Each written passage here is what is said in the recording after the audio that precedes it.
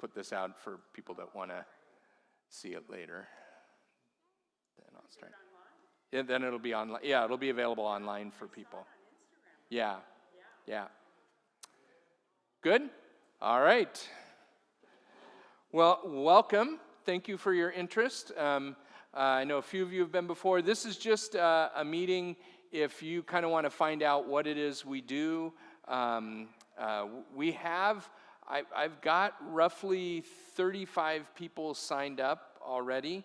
Of course, I've had some drop, and it always fluctuates and goes, but we're looking to probably do 3 houses this year. So we're really, in order to do that, we need about 45 to 48 people. So I think that'll be good. It's exciting. All right. So this is our group from last year that went. That's all of our folks that went. We're going to be going February 13th through 17th this year.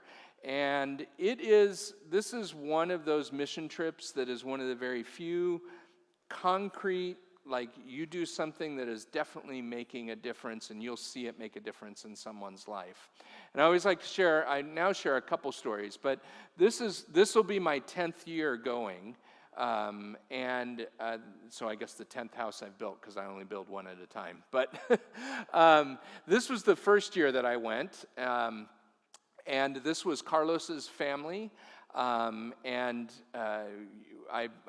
we built this house for them.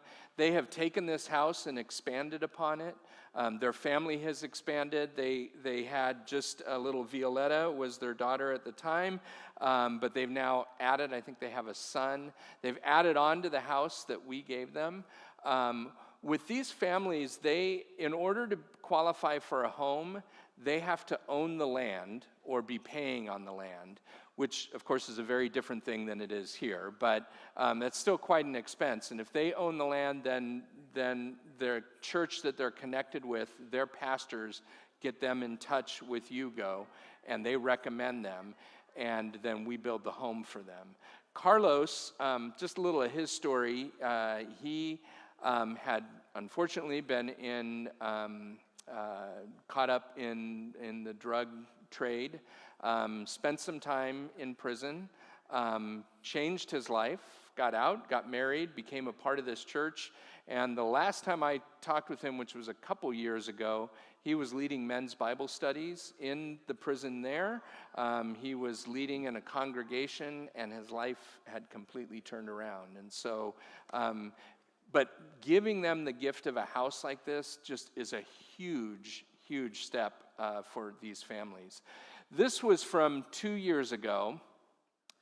This was a house we built for Gregorio, and let's see, I got to remember. It's so hard to remember all the names over the years. Gregorio and Maria, and they had 3 boys, and our group built the house for them. And what I wanted to highlight from this, we built this 2 years ago. Last year, we connected with the family and said, hey, could we meet, up for dinner? So they came to Hugo Ministries where we stay, and we had this little reunion.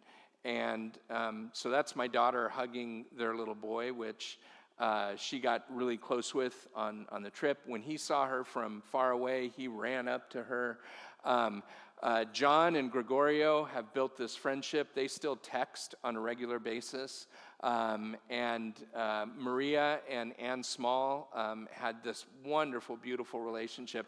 And the point is, we're not just building a home. We're building relationships with these families. And it's just indescribable what a difference this truly makes. And so this year, we are hoping to go down and do this for 3 families. Very often, these families will work with us on the home. You'll get to meet them. It's always kind of moving sometimes on the last day. I'd say more often than not, the families will make lunch for us. And I calculated last year kind of what that lunch costs them in terms of what they make, and it's a huge amount. And they feed us. They're so grateful for this gift that we're giving. So where does this take place? Well, first off, we do this through Hugo Ministries. Yugo, people always ask what it stands for. It doesn't stand for the car that was built many years ago. I think it stands for Youth Under God's something. That was the original name, and it's just this name that has stuck. So it doesn't really stand for anything anymore. It's just what people know. They are based out of Chula Vista, and then have most of their activities take place down in Ensenada. They are a great organization and does wonderful work and makes it so that our groups can come in and literally build a house in 3 days. We're going to do this down in Ensenada. We'll be staying at their dormitories in Ensenada, which I'll show you a little bit of some pictures of. They're very nice accommodations. And then we go out into the surrounding communities. Anywhere from 2 years ago, we were literally across the street 10 minutes away, to sometimes it's a 25, 30-minute drive away. We follow them out there, and we go into these communities that are completely different than we see here. We will, over the course of 3 days, build a house from the foundation up. So when we get to the work site, we'll be broken up into teams of about 15 to 20 people. That's kind of the sweet spot. Actually, 18 is really the sweet spot. Depends on how those all break down. We are given a construction supervisor from Yugo. That construction supervisor has built, I don't know, probably hundreds of homes with youth groups over the summer. So they guide youth groups that don't have any experience to churches that have built multiple homes. They provide all the tools are there. All of the materials will be on the site when we get there. So there'll be a slab with all of the supplies to build this house. And literally by the end of day one, we'll have the framework up. I didn't have a picture of that. I should put a picture of that in there. We'll have the framework up. Usually we have the roof on. Sometimes we have the sheeting on the roof. It all depends. But really, that first day you see a lot of work happen. The second day feels slower because that's when we're putting drywall up. And then the third day we are finishing the outside and the trim and doing all of those things. And it all happens over the course of that time. If you decide to go, when we have our team meeting, I'll tell you what you need to bring and all of that stuff. But they do have all the tools. So if you don't have any tools, you could show up and there would be enough for us to do that. This is just one of my favorite pictures from, was this last year? I think this was last year. Emerson and this little boy just playing. And there's lots of play that happens as well all around.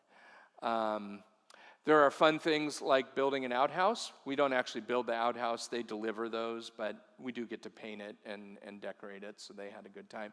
That particular house, we had to carry that outhouse. You never know where these houses are going to be. Sometimes they're on nice flat areas. This house was literally up a hill, and so it took, I think it took all 15 of us to carry this outhouse up the hill, and that was a fun adventure as well. Were you on that house, Greg? No, okay. Yeah. This is what the inside looks like. So it's about 320 square feet. So there'll be 2 bedrooms. The house is a giant rectangle, and it's divided in half. So half of it is the entry and living area, and then the other half is divided into 2 rooms. Depending on the families that we get paired up with, we will build bunk beds for the kids. We build a bed for the parents. The table, these are the extra things that we provide. So I think the price this year to build a home is $7,900. That pays for the house. And then what we like to say is we want to turn it into a home, and so we add on the bunk beds, that little stove unit. There's a box of food that we give, the table, the chairs, we bring bedding and all of that stuff. And that's really what turns it into a home and allows them to have a great start. Let's see. Yep, and then that's the finished product. You can see in the upper, it's my right-hand side up there. Gregorio, we signed a piece of wood that we brought, and I used to put it inside the house. Like, we used to sign the wall, but this way everybody from the church can sign it, and we would put it in the framework, and I was about to do that, and Gregorio stopped me and said, no, I want to see this in my house. So we just hung it up. This year I want to do something nice that we can all sign and put in there, because the families really like to have that connection. So, yeah. It's already poured, and yeah, all the concrete is there. So yeah, yep. Electricity, I'm sure there's electricity while you're building for drills, things like that. But is there electricity after done? There is and there isn't. So I always say this, particularly if we have professional construction people in the house. This is building in Mexico. There's no building codes or permits. It is wired for electricity with the right, what's the right electrical, it's got the right wires. It's all safe, and it has a fuse box. But some people have electrical access and others don't. Sometimes it gets tied in mysteriously somehow, so we leave it such that it works, and there's a light in each room, and we test it with the generator. We have a generator out that we bring to the site, and we'll test it by literally sticking the bare wires into the cord. I'm sure that's not real safe either, but it works. The other big thing that makes a difference, so there's no running water, there's no plumbing on these. Most of these families, there'll be a large 50-gallon barrel, and water deliveries are just made, and that's their water for cleaning and drinking and all of that. The other big thing that these houses give is safety. For many of them, this is the first time they've had a door with a lock on it, and we hand them the key literally at the end. And so that they have a safe place to be. A lot of times you'll see their former home. I don't have a shot of it there, but at Gregorio's house, their houses are plywood, tarps, dirt floor. It's really living in a different kind of world. And so to see what a difference these houses make, it's really beyond. And you'll see in these neighborhoods, I mean, Yugo's been there for so long that you see Yugo houses all over the place. So that makes a difference for them. That is a repeat. I don't think I'm going backwards. Okay, so this is about where we stay. So this is the half of the dorms at Yugo in Ensenada. The other side of the street has a different set of dorms. But these facilities are very, very nice. Kitty's been there before, and Hal's been there, and Greg's been there. Nice accommodations. I mean, it's not the Ritz, but nice and safe. So there'll be a place where we lock our cars up. They have a 24-hour security guard that is around. The neighborhood itself is safe. I've never felt unsafe in it, but they have extra security there. As you can see, there's gates. The gates are locked at night, so everything is kept safe there.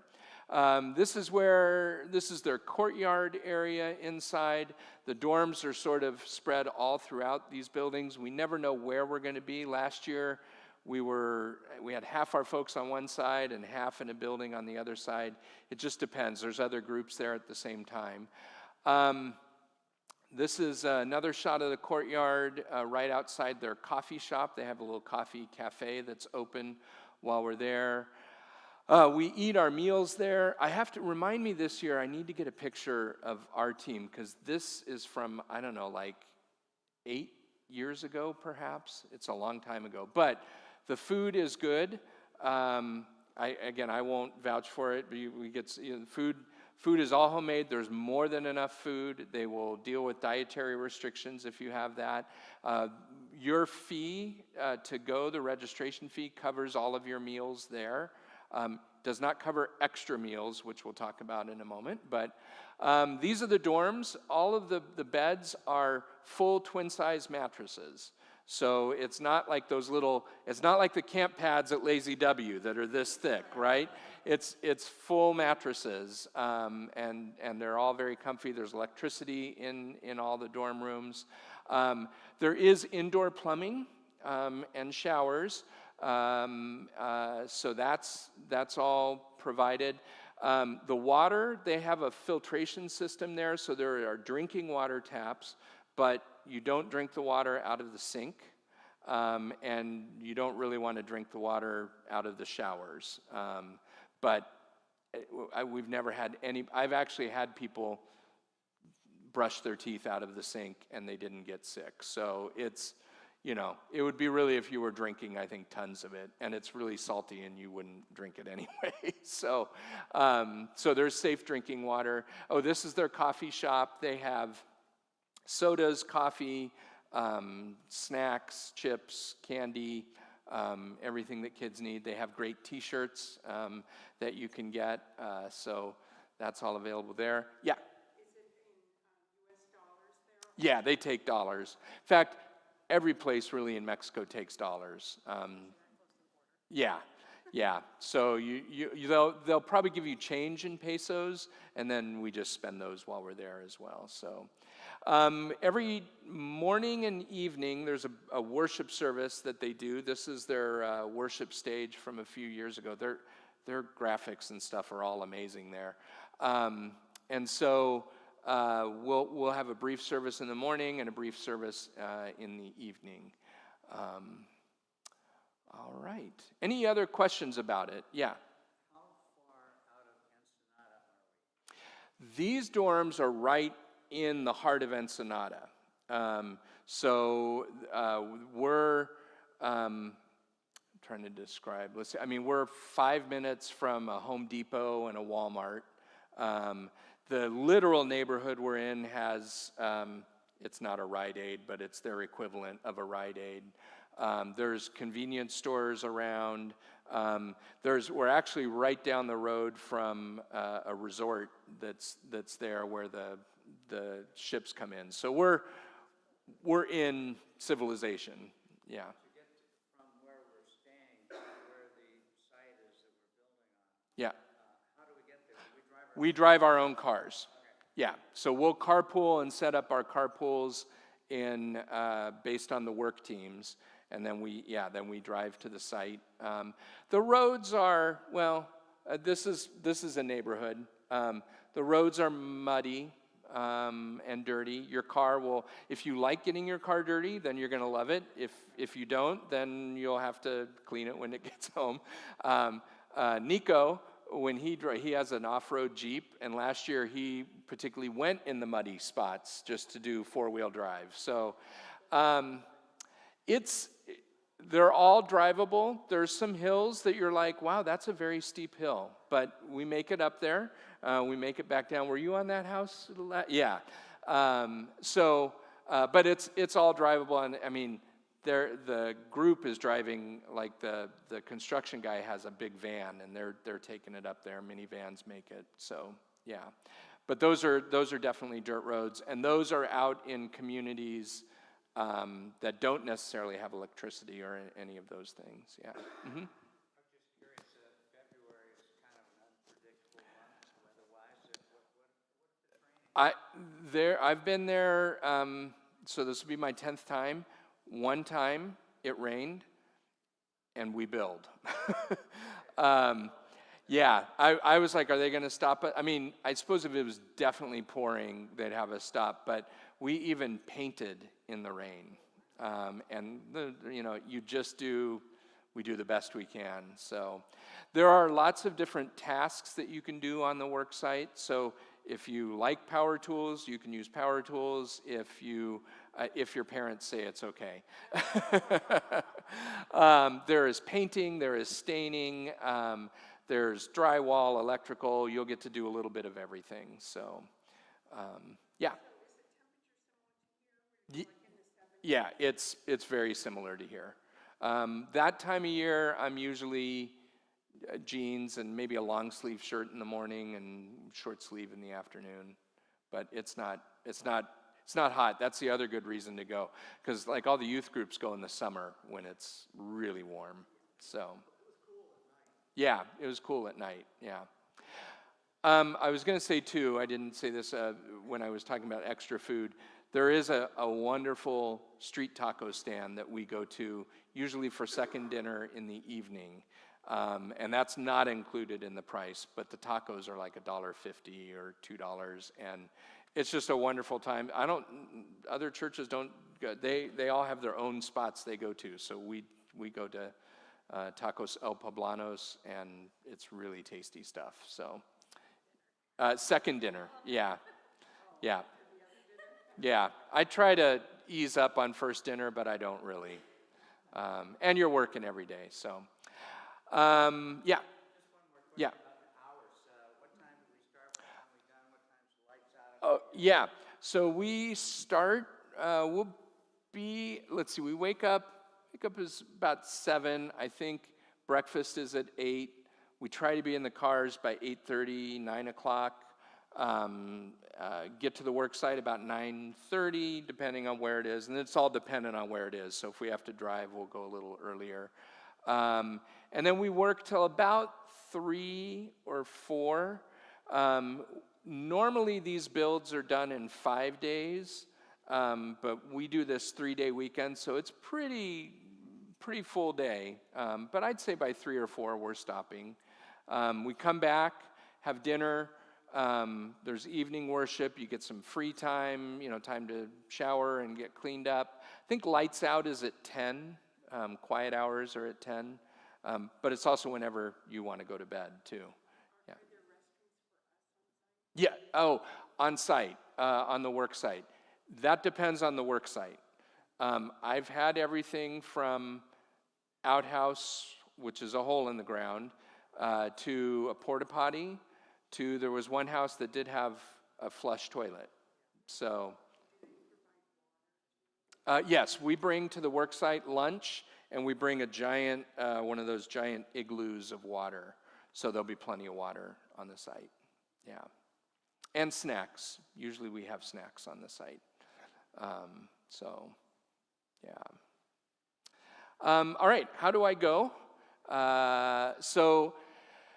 The cost per person is $380. They didn't up it this year, so that has stayed. And that covers your housing, that covers all of the meals. There is a discount for families of 4 or more, so I think there's a discount on that. And if that cost is prohibitive, you can talk with me. We have some funds available to help people go, because we think this is really an important ministry. So you do have to have a valid U.S. passport, not to get into Mexico, but if you want to come home, you'll need a valid U.S. passport. And I'm hoping that people can sign up by December 1st, yeah. That I have heard. They've never, I think that's recommended in case you got stuck there, but it's not required to get back in. As long as you have a valid U.S. passport, you can get back in. I'll cover this more when we have our team meeting. So when we come back over the border, we come back over at San Ysidro, it has taken anywhere from 2 hours to 5 hours to get back across. There are ready lanes and there are sentry lanes that all require special things. So I know, like, the Branch family their car is registered with Sentry, and everybody in their car has Sentry Pass. That everybody has to have it in order for that to work. They do get to go through a quicker line, but I can't require that of people because that costs extra money. So you'll get home. It just depends on how many churros you buy in the line and how many puppy dogs you resist. Just don't let them put the puppy in your car. But they are very cute puppies, and yeah, it's part of the adventure of Mexico. So there's another exit that we'll try. I think I'd like to have us try this year, which was a little faster the last time I was down there. So, but we'll talk about that at the team meeting. So I'm going to pass this around. If you are interested in going, just put your name down. if we have your email at the church, you don't have to put that down. How many you think are going to go, and then your percentage of likelihood of going. Yeah. Any other questions? Yeah. While this is going around, on the map, it showed there was a split from Ensenada that went to the east a little bit.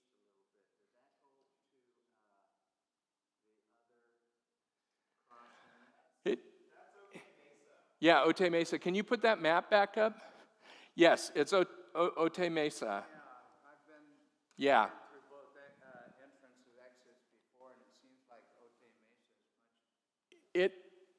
It's a little trickier to get to, but it was quicker the last time I went through.